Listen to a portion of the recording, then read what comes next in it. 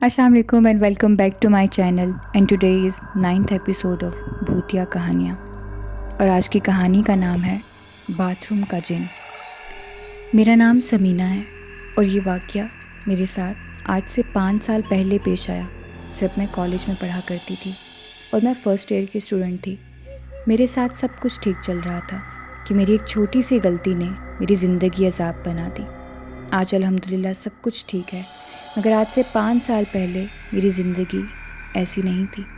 آئیے میں آپ کو بتاتی ہوں کہ وہ سب جو میرے ساتھ پیش آیا۔ میرے کالج کے نئے دن تھے اور میں نے حال ہی میں 10th پاس کی تھی۔ میں بہت زیادہ خوش تھی کہ میں بھی کالج میں جایا کروں گی اور پڑھا کروں گی۔ ایک خوشی جو کہ ہر نیولی کالج گوئنگ کو ہوتی ہے، مجھے بھی تھی۔ میں پڑھنے میں بھی اچھی تھی۔ اب میں نے کالج کی تیاری کی اور کالج جانے لگی۔ میں کالج سے کبھی بھی چھٹی نہیں کیا کرتی تھی کیونکہ نیا کالج تھا، پڑھنے کا بہت مزہ آ رہا تھا۔ لیکن وہ کہتے ہیں نا کہ بچوں کو اکثر کالج کی ہوا لگ جاتی ہے۔ میرا گروپ جن لڑکیوں کے ساتھ بنا تھا وہ پڑھائی میں بہت بری تھیں، فیل ہوتی تھیں۔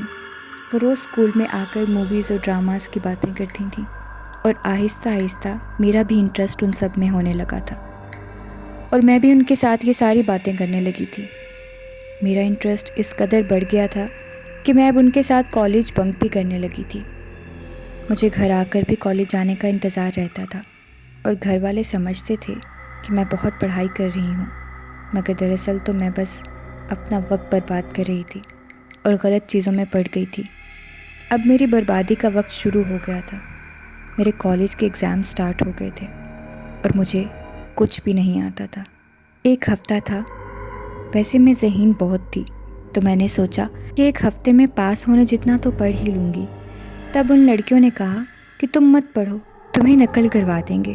پہلے تو میں ڈر گئی کیونکہ میں نے آج تک اسٹوڈنٹ لائف میں کبھی بھی نقل نہیں کی تھی، مگر پڑھائی سے دل اتنا اٹھ چکا تھا کہ میں نے کہا کہ ٹھیک ہے۔ اب اگلے دن جب ہم اسکول گئے تو ہمارا پہلا پیپر تھا۔ لڑکیوں نے مجھے پیپر نہیں کروایا، خود تو کر لیا، لیکن میں نے بار بار پوچھا تو مجھے اگنور کرنے لگی۔ میں نے اس سے لڑائی بھی کی کہ تم لوگوں نے مجھے کیوں نہیں کروایا پیپر، مگر انہوں نے کہا کہ میم سر پر کھڑی تھیں، کوئی نہیں، کل کے پیپر میں دکھا دیں گے، اور یہ میم بہت اچھی ہیں، پاس کر دیں گی، فکر مت کرو۔ روز کوئی نہ کوئی بہانہ کر کے وہ لڑکیاں مجھے پیپر نہ کرواتی۔ کبھی میم سامنے ہوتی، کبھی پرچی گم جاتی تو کبھی میم میری سیٹ بدل دیتی۔ ایسے ہی ایگزامز اینڈ ہو گئے اور میری زندگی برباد ہو گئی۔ جب رزلٹ آیا تو میں بری طرح سے فیل ہو گئی اور وہ تیز لڑکیاں پاس۔ میں نے ان کے ساتھ بیٹھنا چھوڑ دیا۔ میں بہت اکیلی ہو گئی تھی۔ کالج جانے کو دل نہیں کرتا تھا کیونکہ اب کالج میں کیا کرنے جاتی، کوئی دوست تو تھا نہیں۔ ایک دن جب میں کافی چھٹیوں کے بعد کالج گئی تو میری میم بہت غصے میں تھیں۔ انہوں نے کہا کہ صبح اپنے پیرنٹس کو نہ لے کر آئی تو تمہارا نام اسٹرک آف کر دیں گے۔ تو میں ڈر گئی اور امی ابو کو سچ بتانے کی ہمت بھی نہیں تھی۔ انہوں نے مجھے کالج سے ہی ہٹا لینا تھا۔ میرے پیرنٹس کو بھی شک ہو رہا تھا کہ میں کالج سے اتنی چھٹیاں کیوں کر رہی ہوں۔ وہ مجھ سے پوچھتے تو میں کوئی نہ کوئی بہانہ لگا دیتی۔ ایک رات میں بہت پریشان تھی کیونکہ صبح کالج امی کو کیسے بھی کر کے ساتھ لے کر جانا تھا اور میں ان کو سچ بتانے کی ہمت نہیں رکھتی تھی۔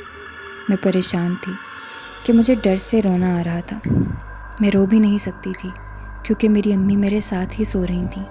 میں چپکے سے باتھ روم چلی گئی اور میں اس ڈر سے کہ کوئی آواز نہ ہو اور میری امی جاگ نہ جائیں، میں نے جوتا بھی نہیں پہنا، ایسے ہی باتھ روم چلی گئی اور باتھ روم میں بیٹھ کر رونے لگی۔ میں زمین پر بیٹھ کر پاگلوں کی طرح رو رہی تھی۔ بس یہیں سے میرے مسائل شروع ہونے والے تھے۔ میں ان سب سے بے خبر تھی۔ میں رو رہی تھی کہ میں نے محسوس کیا کہ میرے ساتھ کوئی اور بھی رو رہا ہے، اور جب میں رو رہی تھی تب وہ بھی رو رہا تھا۔ میں اپنے منہ کو نیچے کر کے گھٹنوں پر سر رکھ کر رو رہی تھی۔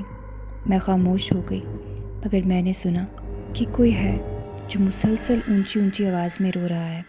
اب میں اور خوف زدہ ہو گئی۔ رات کے 12 بج رہے تھے اور کوئی رو رہا تھا، وہ بھی باتھ روم میں۔ اللہ ہی خیر کرے۔ جیسے ہی میں نے اوپر منہ کیا تو سیم میرے جیسے میرے سامنے دیوار سے ٹیک لگا کر زمین پر ایک چڑیل بیٹھی رو رہی تھی۔ جب اس نے منہ اوپر کیا تو میری چیخ نکل گئی۔ میں نے اسے اپنے ہاتھ کے اشارے سے میری چیخ روکتے ہوئے دیکھا اور میرے دیکھتے ہی دیکھتے وہ بھی غائب ہو گئی۔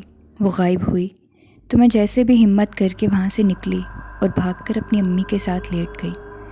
خوف سے مجھے کوئی صورت بھی یاد نہیں آ رہی تھی۔ رات ایسے ہی خوف میں ہی گزار دی میں نے۔ اب بات صرف اس رات کی نہیں تھی، وہ جو بھی چیز تھی اب میرے اعصابوں پر سوار ہو گئی تھی۔ مجھے ہر وقت صبح دوپہر شام یہاں تک کہ کالج میں بھی دکھنے لگی تھی۔ میں بہت پریشان اور ڈری رہنے لگی تھی۔ میں پاگلوں کی طرح حرکتیں کرنے لگی۔ کوئی مجھے ہاتھ لگاتا یا بلاتا تو میں ڈر جاتی۔ وہ چڑیل مجھے ہر جگہ دکھنے لگی تھی، کبھی مجھے دیکھ کر ہنستی تو کبھی خوفناک شکل سے ڈراتی۔ میں بیٹھے بیٹھے اس کو دیکھ کر رونے لگتی، کبھی خود سے باتیں کرنے لگتی کہ مجھے چھوڑ دو، مجھے نہ مارو۔ سب کو لگنے لگا تھا کہ میں پاگل ہو گئی ہوں۔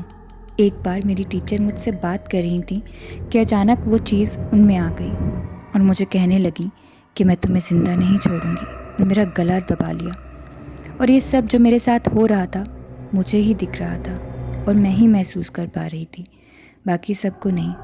جیسے ہی اس نے یہ کہہ کر میرا گلا پکڑا تو میں نے اس کو دھکا دیا، مگر وہ تو میری ٹیچر کو لگا۔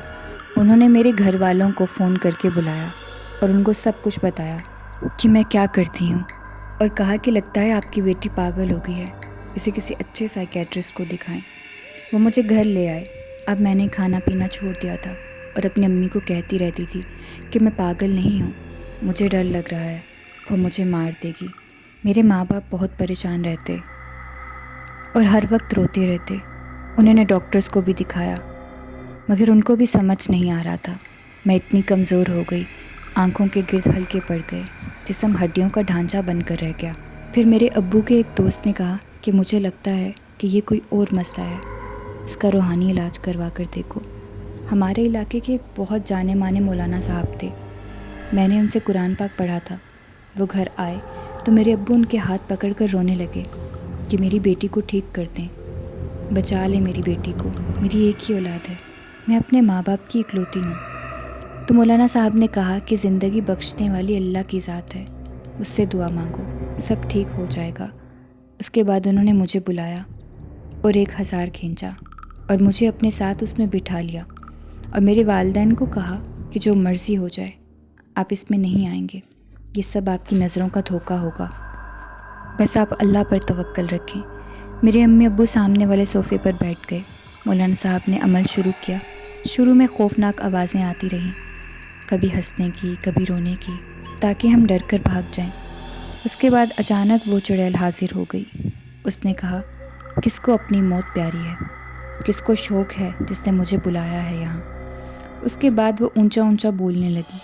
مولانا صاحب نے پوچھا کہ کیوں اس بچی کے پیچھے پڑی ہو، آخر کیا مقصد ہے تمہارا؟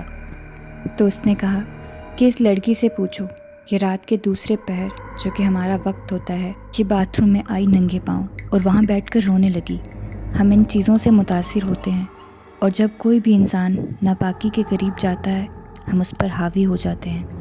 اس لڑکی کی غلطی ہے، اب میں اسے نہیں چھوڑوں گی، اپنے ساتھ لے کر جاؤں گی۔ مولانا صاحب نے کہا کہ آج کے بعد ایسا نہیں کرے گی تو اس کو چھوڑ دے، مگر وہ نہیں مانی۔ تو مولانا صاحب نے کہا کہ تو ایسے نہیں مانے گی۔